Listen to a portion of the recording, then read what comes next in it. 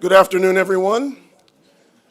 Good afternoon, and welcome to the Vacketta-DLA Piper Lecture on the role of government in the law, which for more than a decade has brought some of the nation's most distinguished leaders to the University of Illinois to share their experience and insight into our nation's politics and world affairs. This lecture series is made possible through the generosity of College of Law alumnus Carl Vacketta, class of 1965, and his long-time firm, DLA Piper, one of the world's largest and most prestigious firms. Carl cannot join us here today, but we are thankful for his generosity and steadfast dedication to the College of Law and for the support of his former law firm. I extend a virtual welcome to Carl and to those joining us via live stream at DLA Piper offices across the continent. Today, we are pleased to present the 2024 Vacketta-DLA Piper Lecture on the role of government in the law and welcome class of 1998 graduate BJay Pak to the college as our distinguished speaker. In his talk, he will discuss how the role of prosecutors has evolved as a result of our current political climate. As we head into the final stretch of this election year, this topic could not be more timely. Mr. Pak is a highly accomplished leader with expertise in strategic planning, human capital management, internal investigations, and regulatory compliance. He's held a number of key positions in both government and the private sector. He's currently a partner at the firm of Alston & Bird, where he creates strategies to mitigate legal, political, and public relations risks to protect his clients' business interests. Mr. Pak formerly served as the 25th U.S. Attorney for the U.S. Attorney for the Northern District of Georgia, making history as the first U.S. Attorney of Korean descent confirmed by the Senate. During his time in office, he led a team of over 240 legal professionals and collaborated with hundreds of law enforcement agencies, serving a region of nearly 7 million people. His leadership resulted in increased productivity and diversity within his office. Throughout his career, Mr. Pak handled high-profile cases, including prosecuting Chinese hackers involved in the Equifax breach and corporate espionage, such as a conspiracy to steal and sell the Coca-Cola company's trade secrets to PepsiCo. There are many stories in that one, and I would love to hear them. Mr. Pak also has experience as a state legislator in Georgia, where he served for 6 years in multiple leadership roles and helped draft and pass important legislation across various sectors. He has received numerous accolades, including being recognized by Chambers USA, Georgia Trend Magazine, and Atlanta Magazine. In addition to being a certified public accountant, Mr. Pak earned his J.D. summa cum laude Order of the Coif from this College of Law and received the college's Distinguished Alumnus Award in 2013. Please join me in welcoming BJay Pak.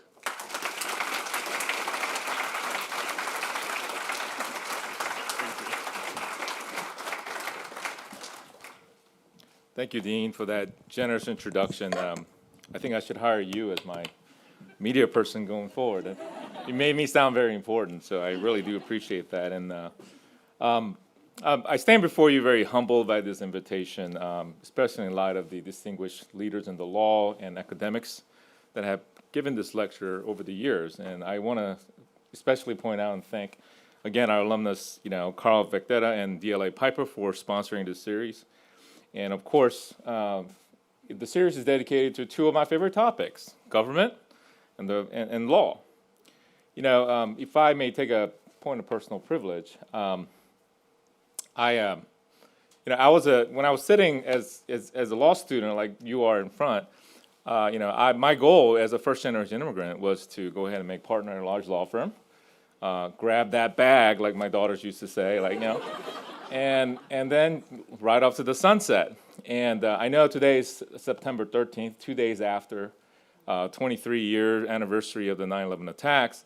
And many of you might be too young to remember that event, but that event had a tremendous impact in the trajectory of my career and my outlook and the role that I could play in government. I was an immigrant, and I always viewed the United States as an invincible country. You know, my port of entry to the United States from South Korea was Anchorage, Alaska. So I had one of my first views of the United States was Mount Denali. And it's very majestic, and you think it's very, very invincible. And I very much had that view of our country. However, after 9/11, September 11th attacks, I found out that we are actually very vulnerable. The freedoms that we enjoy have to be protected by people dedicated to the rule of law and those who are dedicated to serve others, in addition to being a great lawyer and maybe perhaps a very successful lawyer. It's really good to be back at the college. I was telling the dean that I remember this room especially had on Friday morning my real estate transaction class, and I was always late to class on the first day, so I ended up sitting in front, and I'm so impressed that all of you guys showed up on a Friday afternoon and to hear me lecture. And I distinctly remember Professor Wayne Lefebvre, I don't know if when he retired, the criminal procedure, he's an esteemed academic, and I remember his final exam always had Seinfeld characters in it, and where, you know, George was violating Kramer's Fourth Amendment rights, and you had to somehow kind of come. And I know there are competing interests. This is a homecoming event, and I know there's football, a football game. I don't know, hope you're attend. I unfortunately can't attend, but the last time I attended a football game, I'm bad luck, it was actually in 1998, the year I graduated, where we were hosting the University of Wisconsin Badgers, and that's the year Ron Dane actually won the Heisman and set the college football record, number of yards rushed, and he rushed for 190 yards that day and 3 touchdowns. So just in case that Central Michigan has some ringer that we don't know about, I decided to skip the game. Speaking of football, you know, I currently live in Georgia, where we are the heartland of SEC football. College football is very, very strong. We host national championships in the Mercedes-Benz Stadium. And as those of you who follow national politics very closely, we are actually ground zero of anything related to election issues, particularly with Fulton County. And of course, the Peach State has one of the purple states or battleground states in the presidential election. So it seems to me that we are always facing the battle for the soul of the political establishment in the United States. So we have lots of ads, we have lots of campaigns, lots of Secret Service detail that comes down and visits, and backs up a lot of traffic, in addition to all the bad traffic that we have. You know, the 2020 presidential election and the events that follow right after brought all of us Americans to think about some of the constitutional questions that we've never had to deal with before. And let alone we have to litigate these things, and it's still going on. And at the same time, we actually had to face a new political climate and the government's role in some of the ways you handle sensitive investigation. And we still don't know how that's going to play out, because it's still ongoing. So today I want to focus my discussion on one area of some of the trends that we've seen coming out of the 2020 election, and that's the rise of the prosecutor in the context of election and politics. First, I want to start with a disclaimer. We're going to talk about politics and some of the issues with partisan politics, but my lecture is not designed to be partisan in any way. Matter of fact, although it touches upon those issues, it's agnostic whether or not you lean one way or the other, whether or not you're going to vote or not vote. I encourage you to vote. Whether or not you're going to write in somebody or vote for one of the candidates. Speaking of votes, in doing research about the 2020 election, I kind of looked at who all received votes. I know the Trump campaign was looking for 11,000 votes, so you want to take a look at that. And I realized that there are a lot of write-in candidate votes, and Kanye West actually was not on the ballot, so people actually wrote in, yay, as a presidential vote. But I couldn't tell whether or not he beat out the more common names that you see in write-in ballots, such as Mickey Mouse or Donald Duck. But it's interesting that politics brings interesting facts, and is also a testament to kind of the feelings of the people that vote.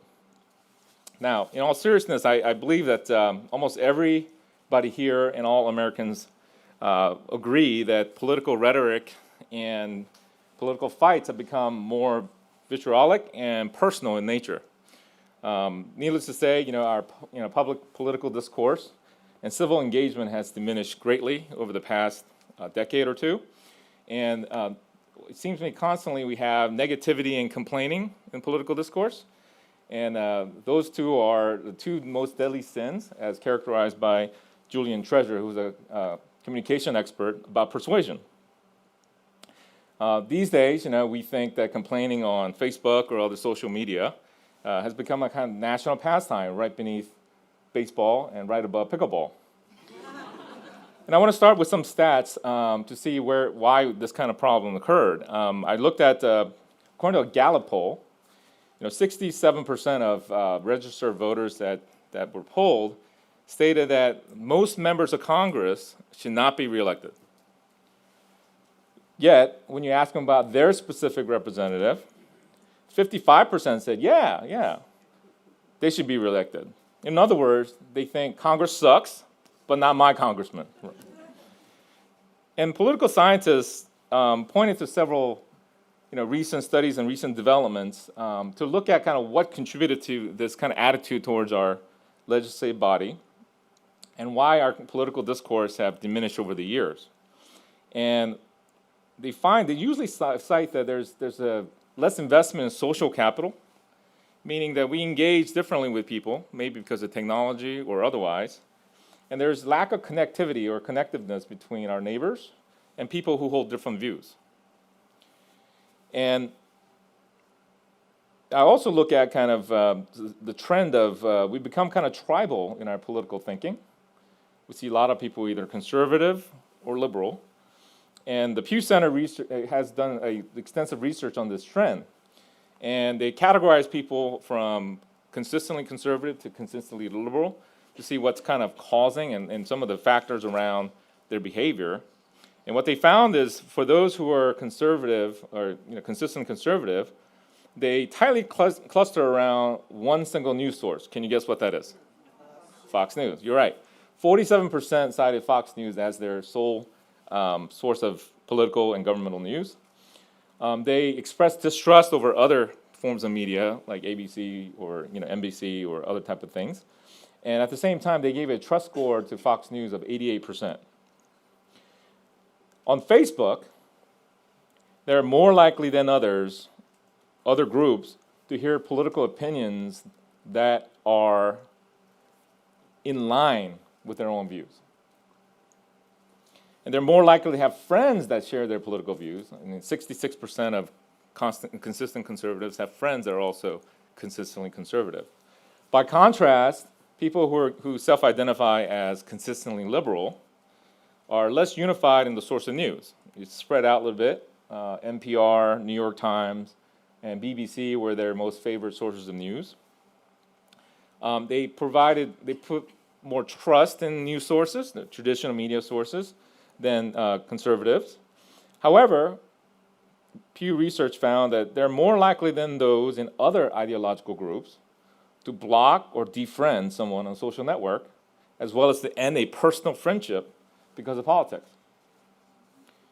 And more importantly, and this is something that I see being involved in politics over 2 decades, the people who are on the consistent conservative side and consistent liberal side only comprise about 20% of the general population, but they have a greater impact on the political process than those with other people with more mixed ideological views, because they're more likely to be voting, to donate, campaign, participate directly.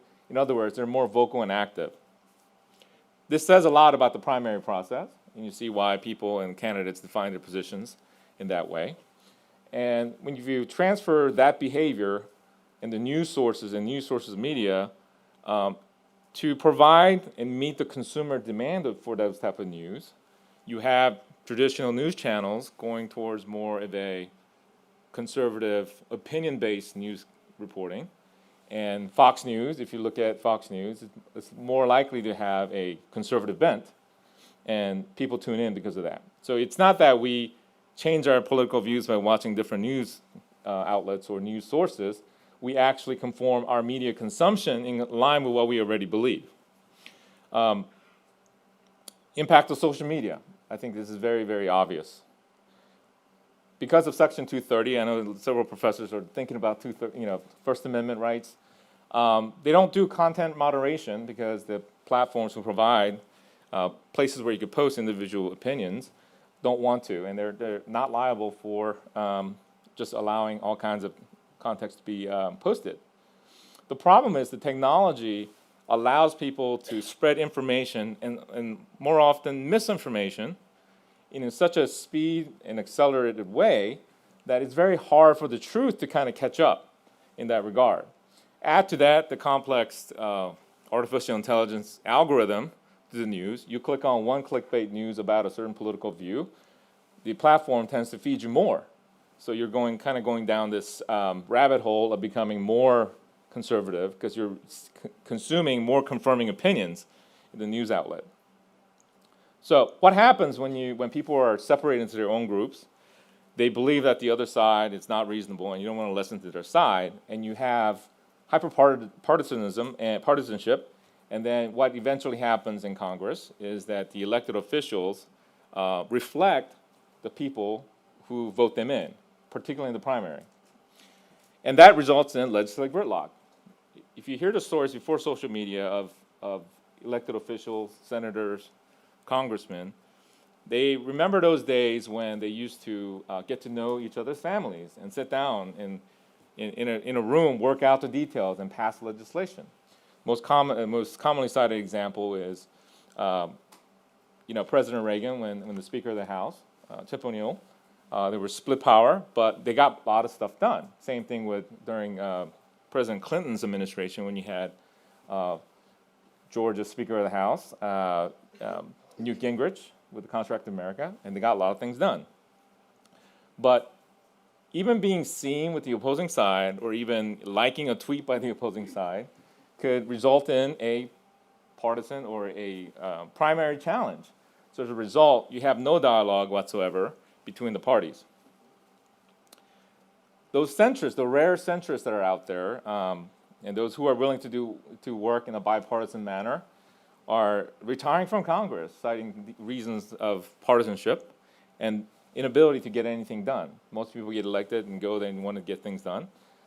I had my foray into partisan politics, and surprisingly, I was at the very tail end of the time when we were bipartisan on a lot of issues. 98% of the bills that we voted on as a legislative body in the Georgia General Assembly were bipartisan. It was only about 2% of the bills that really kind of got to the red meat of your party, that you had debates and then you kind of won. But what you're seeing is that they're employing procedural blocks to even consider legislation or even have enough support to pass legislation. So you have this gridlock of being stuck and not being able to move forward. Like Senator Olympia Snowe of Maine, I don't know if you remember her, very, very bipartisan, has a reputation as a bipartisan deal maker. She specifically cited this reason why she was retiring. And then just more recently, you see people who are more independent thinkers like Senator Kristen Sinema and Joe Manchin retiring, citing and encouraging the colleagues to be more in bipartisanship. When there's legislative gridlock in our separation of powers and three branches of government, my view and opinion is that the other two branches step out of the role to kind of fill the void. You saw some of this during President Obama's administration, where they couldn't really pass anything as a Republican-controlled legislature. So you had a lot of action by executive action. A common example would be DACA program, those of you in immigration. To fulfill a campaign promise of doing immigration reform, where you can't get any legislation in, it's definitely gridlock. That issue is just a gridlock. As a result, he issued very detailed executive powers, executive orders that are subsequently being challenged in the courts, which forced the courts to get involved in the political issues. So instead of having the difficult debate and civilized discussion over the toughest issues and biggest societal problems, we've actually punted our legislative duties to a non-elected government. And so we have the institution that's the least directly involved and accountable to the people deciding these important issues What's worse, as lawyers, you will know that they're confined to rule based on the record. So depending on whether or not you're a good lawyer or a bad lawyer, whether or not you're able to put things in the evidence for the court to make a ruling, it goes to the heart of the amount of trust that you could put in a ruling that's issued by the Supreme Court. Therefore, they diminish the trust in the institution. And you may be surprised to know that criminal justice system has been more involved in the political process than ever before. Those of you who follow the news know that there's, in the last two administrations, there has been a number of special counsels appointed. I've never seen so many of them. And several of them, my former colleagues in the U.S. Attorney's offices.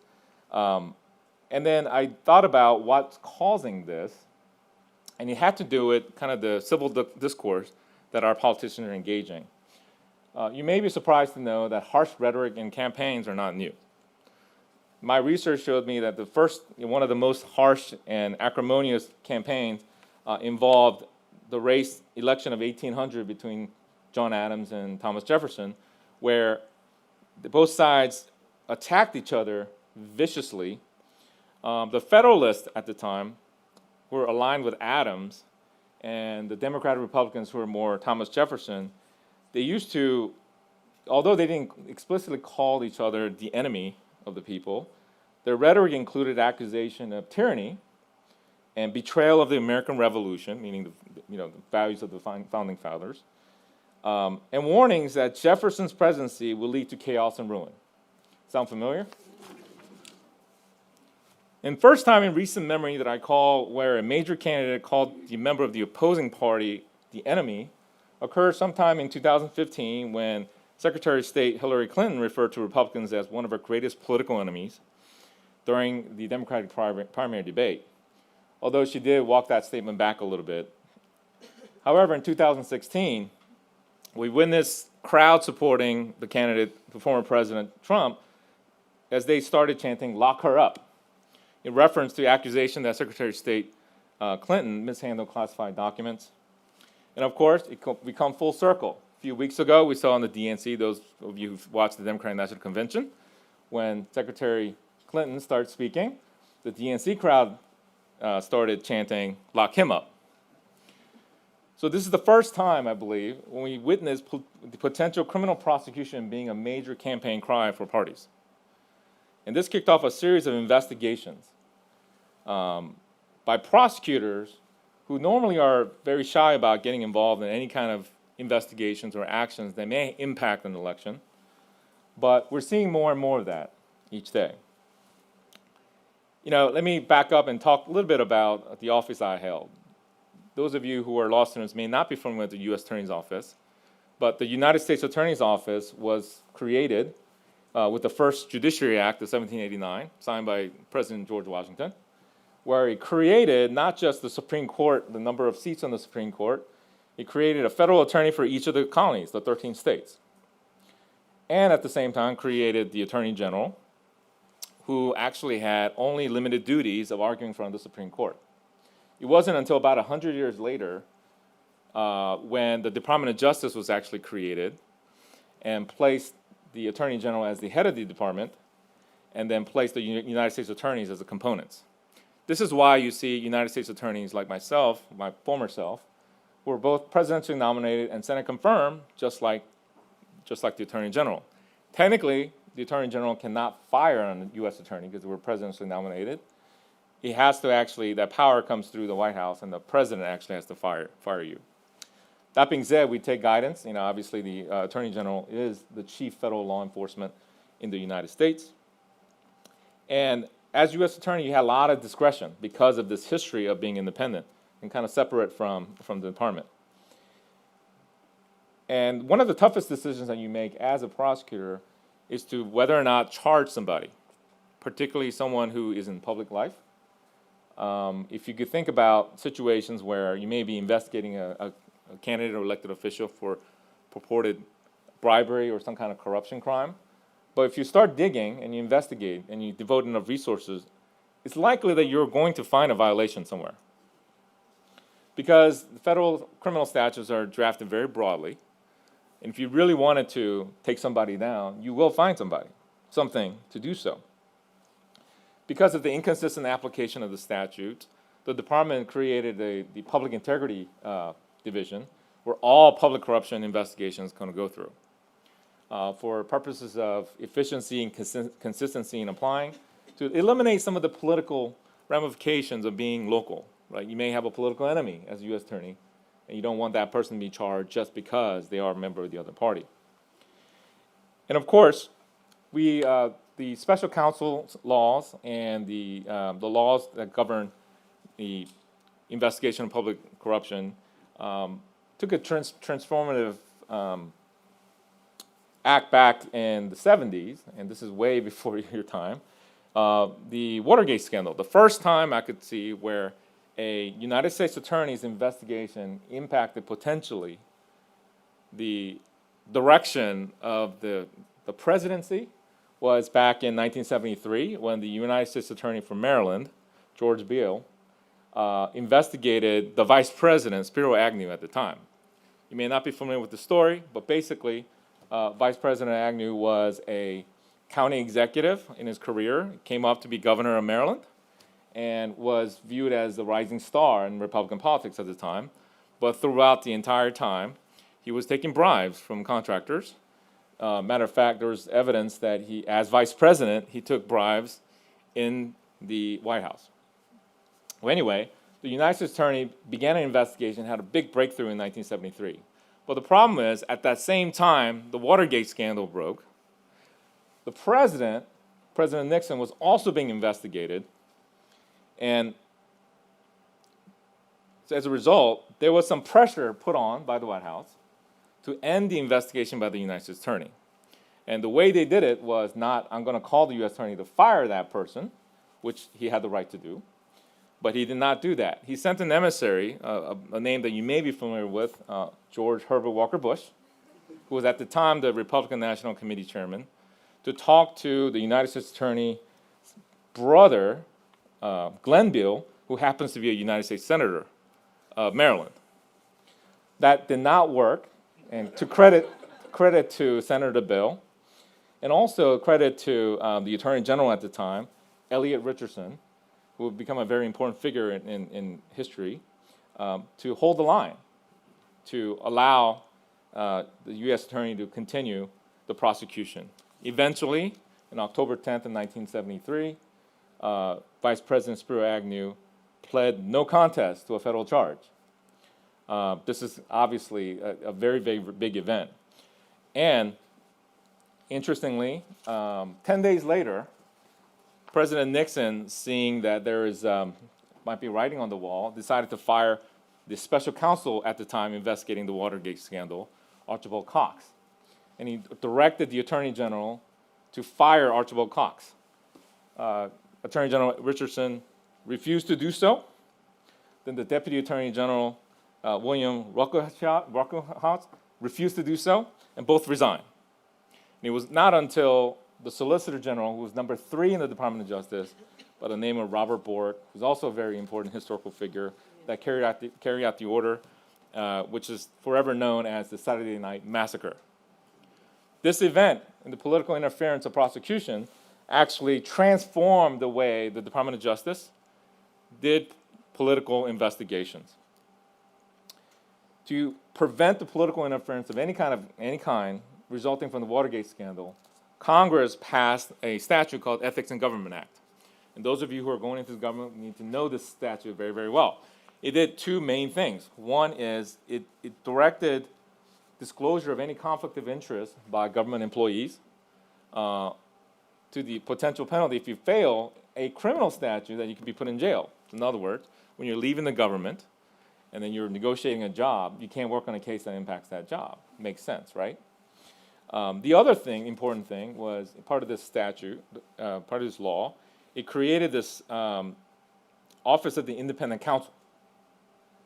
The Office of Independent Counsel was a semi-quasi-autonomous or prosecutorial entity, was designed to look into allegations of misconduct by high-ranking government officials, including the president. while the intent behind the statute was good, it suffered from several critical defects. The first, of course, is political bias, perception of political bias.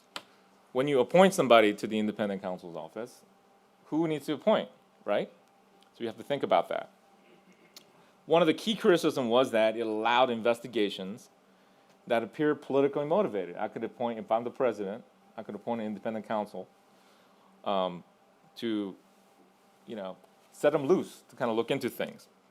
And it's getting much closer now, but the most famous independent counsel that you might have heard of was Kenneth Starr, a former D.C. Circuit judge who was an independent counsel who investigated President Bill Clinton, started with investigating certain real estate transactions when he was governor in Arkansas, but he morphed into the affair that he was having with a certain intern in the White House. This, what I call a scope creep, was the reason why the independent counsel statute was criticized majorly, and eventually the statute lapsed. You don't see independent counsel anymore. The other thing, of course, it costs a lot of money to have a separate office. The investigation was very protracted. I'm a white-collar defense lawyer now, and I know exactly how clients feel when they're being scrutinized over years and multiple years. And it really had very little oversight and accountability to anyone who is directly elected. And lastly, there was great potential for abuse, and this is a big fear. By this time, by the 90s, both parties got together and they agreed, you know what, this is not a great statute, we're just gonna let it die, right? But if you think about it politically, who wants to actually vote to kill a good integrity in government statute? You're not gonna do that. So the way you do it is you have a sunset provision, just kind of let it die. And that's exactly what happened. After the statute expired, you still had to have political investigations. So the Department of Justice adopted what we have today. It's called the Special Counsel Regulations. Those of you who are very interested in looking it up, it's actually 28 CFR 600, Part 600. And over the years, it morphed into an entity underneath in the supervision, ultimate supervision of the Attorney General, had some autonomy, but they have to follow the rules and regulation of the Department of Justice. We have very famous special counsels running around the past 2 decades. And those of you might be familiar, those of you from Chicago know that the U.S. Attorney at the time, Patrick Fitzgerald, was appointed special counsel to investigate and eventually prosecute Scooter Libby, Chief of Staff of the Vice President during President W. Bush years. Robert Mueller, very, very famous one, that was appointed by acting Attorney General Rod Rosenstein under the Trump administration to look into the alleged Russian interference of the 2016 election, and other kind of related folks, whether or not they conspired and colluded to do so. John Durham, another U.S. attorney colleague of mine, the District of Connecticut, he was actually appointed to look at the special counsel and the investigation that was done by Robert Mueller's office. Then there, of course, currently, as you know, Jack Smith, who's a special counsel looking into the activities of 2 issues, classified documents and also the events of January 6th. And my good friend and colleague, Robert Hur, who was the District of Maryland U.S. Attorney, was special counsel to look into President Biden's handling of classified documents while he was vice president. And lastly, David Weiss, a little less known U.S. attorney, he was the U.S. Attorney of Delaware, and when the Trump administration left and President Biden came in, he was turned into a special counsel to continue looking at allegations of criminal conduct by the president's son, Hunter Biden, and you read in the news that he actually was convicted of a gun case, and then he, I believe, pled guilty to the tax fraud charge. Although this is an improvement over like scope and oversight, special counsel regulations still suffer from the same type of thing. For example, there's perception of political bias. If you think about that, you know, the Attorney General, who is a presidential appointed person, has to select the special counsel. Although it's one step removed, but you still have an accusation that this person is really not independent. And the other practical thing that you need to think about is the White House, no matter what, is going to try to influence who gets appointed. You see that. And the other thing is, a lot of the people who are bandied about as potential special counsel happens to be DC insiders. And you look at everybody's background, they're either, you generally have to been in the department because you have to know the department regulations. But you'll see people who are all the way around DC. That type of selection process reduces the trust that average folks, those of us who are from the South or the Midwest, would place in the investigation.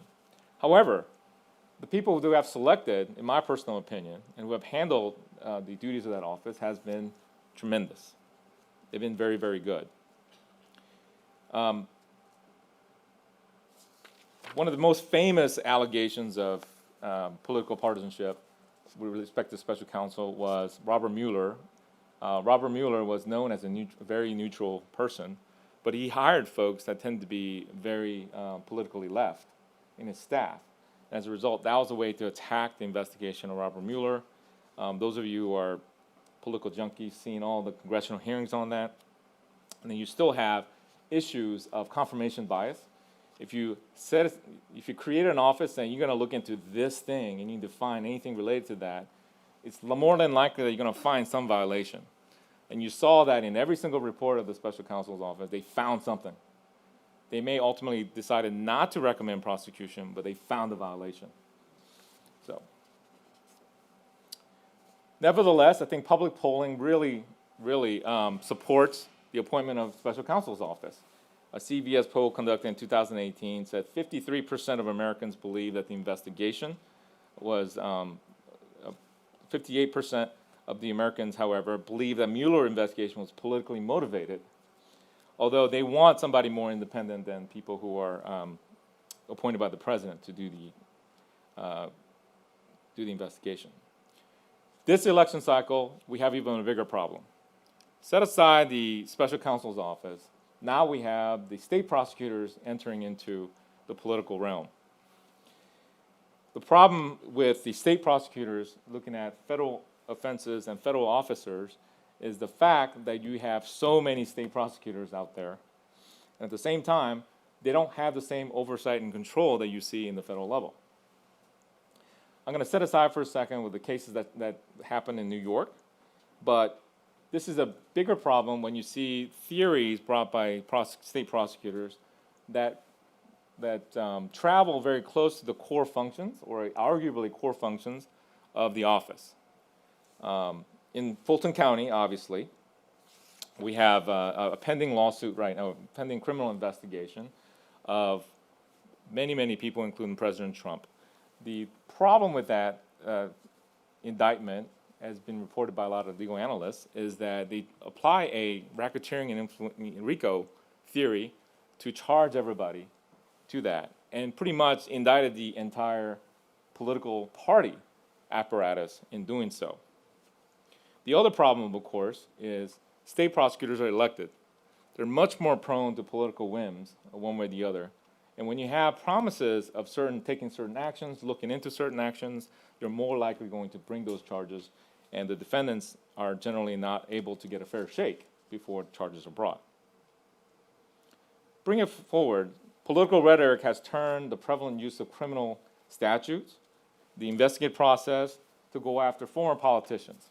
I'm not talking about cases where there's bribery, corruption, but cases where you have functions and activities that could be traditionally within the execution of duty of the political office that they held.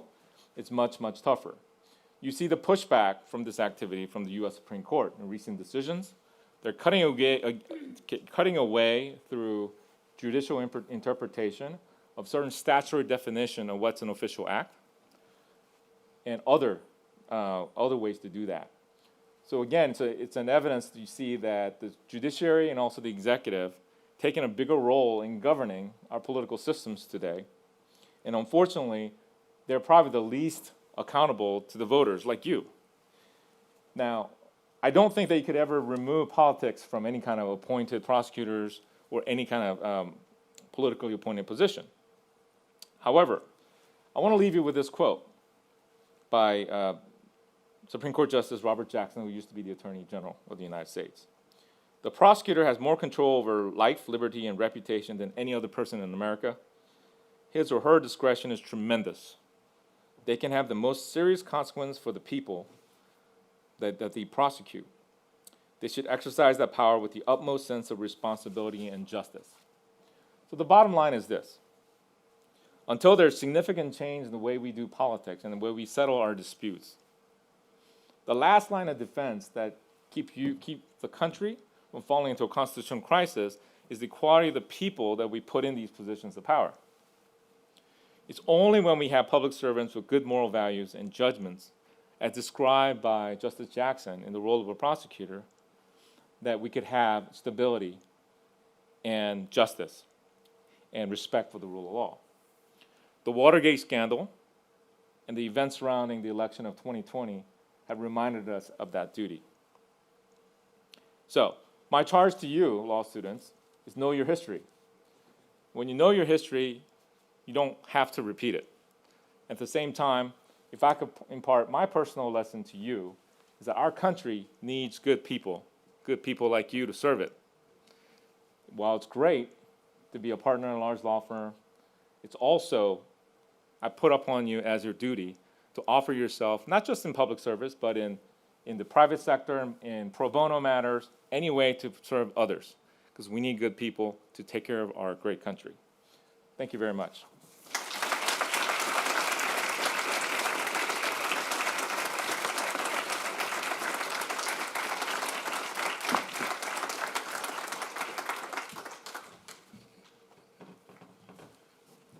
Thank you for that informed and interesting discussion. You've tied, for me anyway, you tied a lot of themes together and helped me see the role of the prosecutor in politics in a way that I hadn't before your remarks. So thank you very much. I feel very edified, and I'm sure that the folks who have attended both in person and virtually feel the same way. Thank you so much. We have a few minutes. Would you be willing to field a couple of questions? Absolutely. From the gallery? Anybody who has a question, you see that there are microphones in both aisles. Now, I know it's Friday, and I know that there's Midwestern nice, but you have a real opportunity to ask a true expert in the subject matter with deep experience some of the questions that might have been on your mind. So don't be bashful. Please come up if you have a question.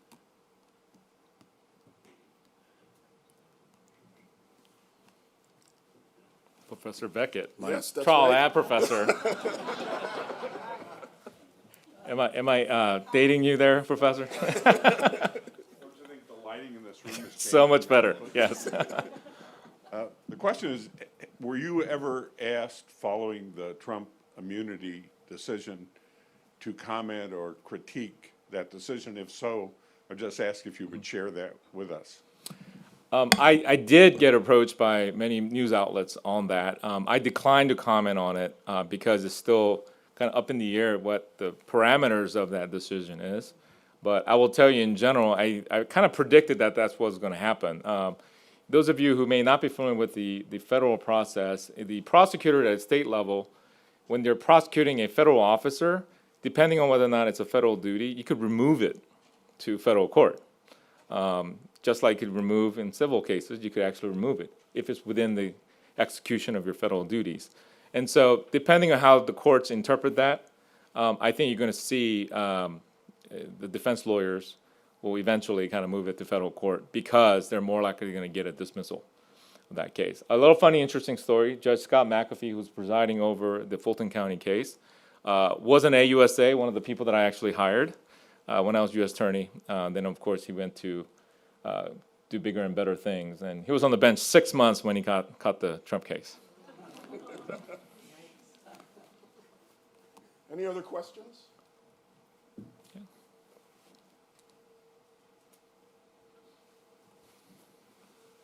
Thank you, Mr. Pak. So you spoke about how the special prosecuting and the prosecutors in the country are sometimes seen under a political lens by the public. And with what is happening with the ethics drama, more or less, with the Supreme Court. I understand that, that's separate from prosecution, but, in the public's eye, it's both representing the justice system. So I'm curious your opinion on how that discussion is influencing the work of prosecutors around the country. You mean the ethics in the judiciary, how that influences? Yeah, and I suppose maybe some of the perceptions of partisanship in the Supreme Court and how that affects your job or your prior job as a prosecutor. I agree with. I had dinner with one of the professors. I won't out who that person's. I don't think that the partisanship is that unusual in the Supreme Court. I mean, I know you're studying a lot of common law and things like that. There's a lot of, if you read a lot of books about Supreme Court history, you see lots of fights behind the scenes. So I think what we're seeing, or at least being reported right now, is not as bad as I think that we've seen in the past. I do, however, worry that the judiciary, which traditionally has been the institution that most people trusted in public, that because they're taking on these super, very difficult kind of statutes, not statute, but actions, executive actions on cultural issues and things that are very, very hard, and ruling on them without the benefit of legislative debate, that they are unfortunately being pushed into a situation to be criticized about their decision. While, as I spoke before, I think the decision-making process and the litigation process puts a limit on what they could do. Although, it's generally de novo, they can cite whatever they want, but and they could actually overturn their own precedent. But by the nature of the fact that the legislative branch is not answering or addressing the tough legal issues, and then we're asking the courts to do that, they're becoming more political, I think, in the eyes of the public. I have a loud voice. The recent Supreme Court decisions on the standard of review of regulatory decisions, the regulatory administrative state we're living in now, seems to give courts more power to curtail that regulation. Right. What are your feelings about this? Well, as a conservative, I'm not too I don't have too much problem with it. I remember I had a first year law professor here named Sai Prakash. I think he teaches at FSU now, who taught administrative law. I took a course from him, and we spent an expensive amount of time about Chevron deference. And as a practitioner, when I see kind of the activities and what the agencies are doing, and how that standard review in the case law out there limits kind of my ability to challenge it, I think practically is probably a correct decision. Now, is that going to change actually practically how the courts are going to approach that? I don't think so. I think the language changed, but in practice, you're going to see maybe in the margins that you're going to have a little bit more de novo review of agencies. But I find that agencies generally do a very good job of taking the comments. You have involved in kind of controversial issues that they regulate. You have hundreds of thousands of comment letters. But I think they try to get it right. I don't think that the administrative state, as a lot of the conservatives say, I don't think there's an agenda. Yes? Where do you think the reviewing courts will land on the constitutionality of the special counsels? That's very interesting. I think that the 11th Circuit is going to reverse it. Yeah. Yes. So it can be, we're talking about how hard it is to find and get compromise, especially in the modern political sphere. And I can't help but feel like stepping up and walking away from the table because of the difficulty is an actual long-term solution. So from your experiences, what kind of tips or ideas would you have towards actually fixing that problem in a long-term way? BJay, if you wouldn't mind, for the Okay. folks who are. Repeat the question? Yes, Yeah. please. So the question generally was, you have any tips to kind of solve kind of the gridlock, people who are walking away from even having the discussion of solutions. One thing I learned from my legislative days is, they tell you when you get elected, those of you who might have served in public service as an elected official, there's a general rule that says, vote your conscience, vote your district, right? So political survival is number one. You apply the airplane rule, right? oxygen yourself first, and you take care of the rest, right? But importantly, I think if you really focus on things and if you know the interest of that other party that you need the support for, and try to compromise and see what you can get together, right? And also, it's a bartering system. They're gonna need something from you. So if you know like their needs, you could actually get compromise. The problem, of course, is even being seen with the opposing side, right? I think politics today and legislating today, it got so toxic that I don't even think they're having the conversation, although there's small pockets of people doing that. But I just think that we just need people to just willing to, grind it out for the sake of our country. The worst part about this die-hard partnership is that it discourages really good people with good intentions from running for office. And I don't know how many people who come talk to me about running for office, and I said, hey, you ready for the grind, right? And then you say to yourself, okay, I do all this, not get anything done, and then, I could be a partner at a large law firm, and I'm actually going to be a government servant. So you see why people retire. But I think for the sake of our country, we need people to do it. We absolutely need people to do it. Yes.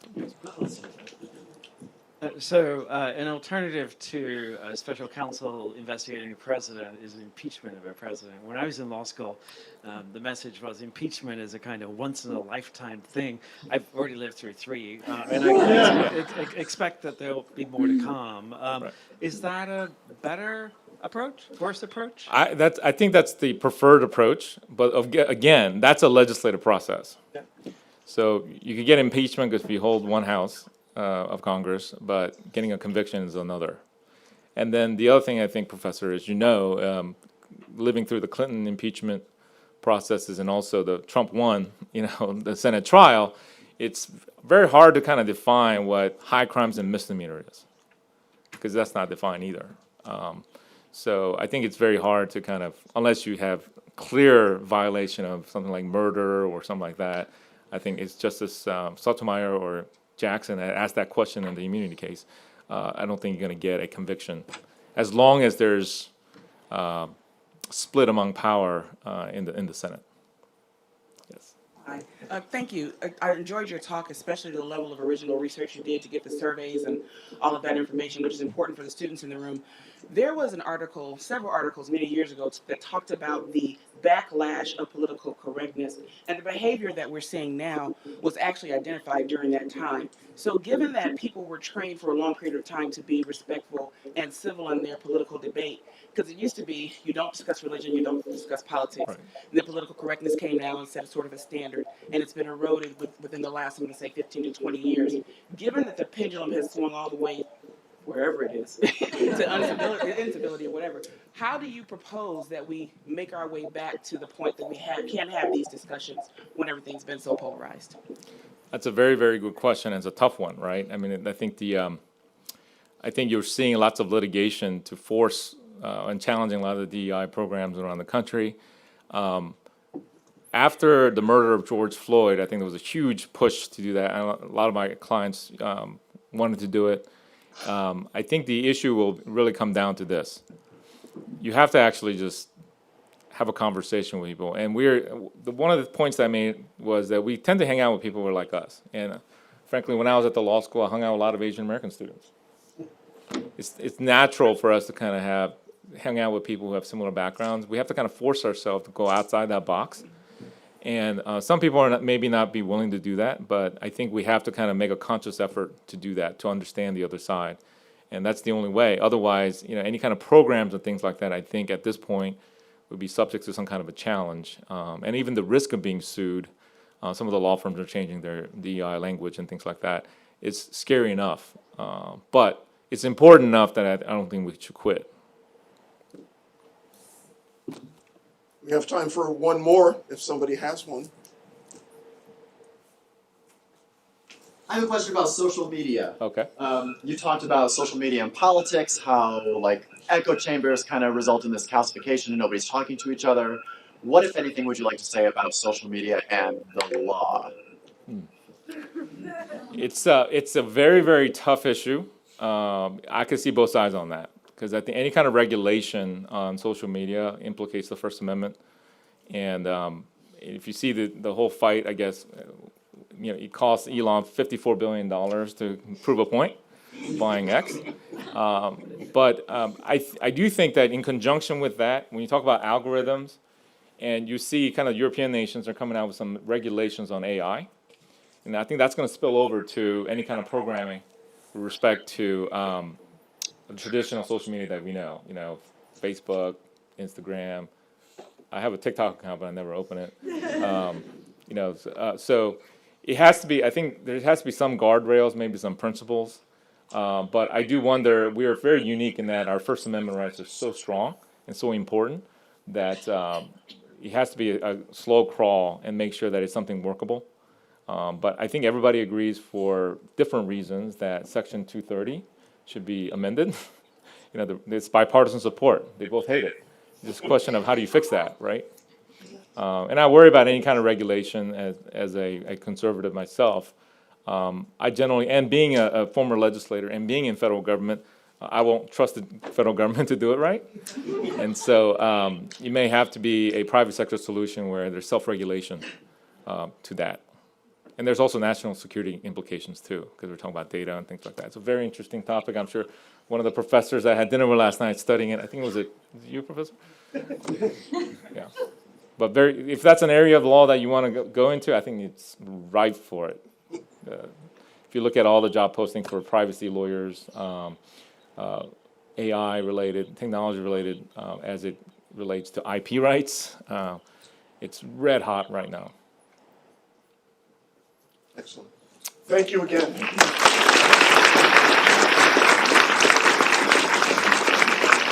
Token of appreciation, we have a small gift for you. For those who attended in person, thank you very much. Please feel free to join us for a reception in the pavilion. And for those who are joining us online, thank you for your attendance.